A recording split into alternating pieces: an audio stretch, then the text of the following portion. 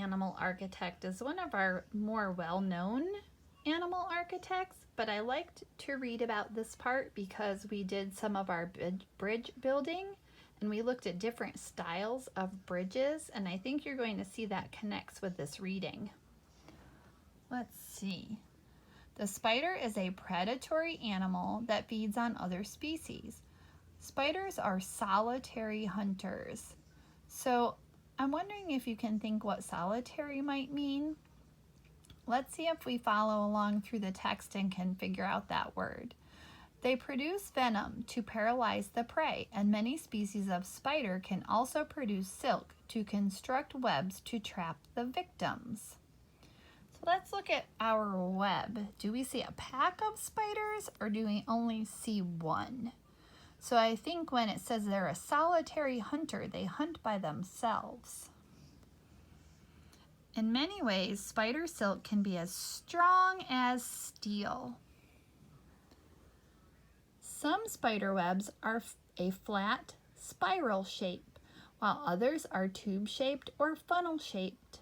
Most flat webs are vertical, and we know vertical means up and down, but some, known as sheet webs, are horizontal, which we know means run side to side.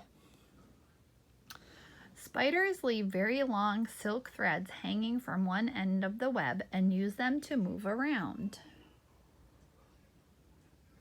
I've seen that happen. I don't know if you have. Suspension bridge.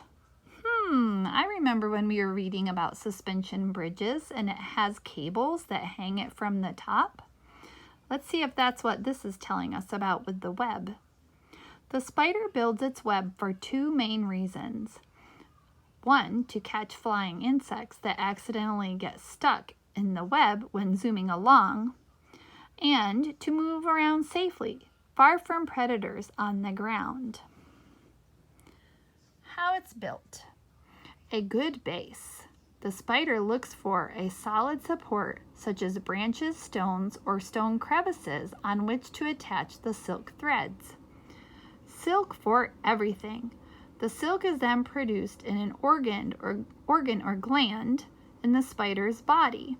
Some spiders can have up to 7 glands, each one producing a different type of silk, depending on the use. The strongest silk is used for the threads that stretch across the web and keep it taut. Taut means tight and stretched so that it's firm and doesn't move a lot.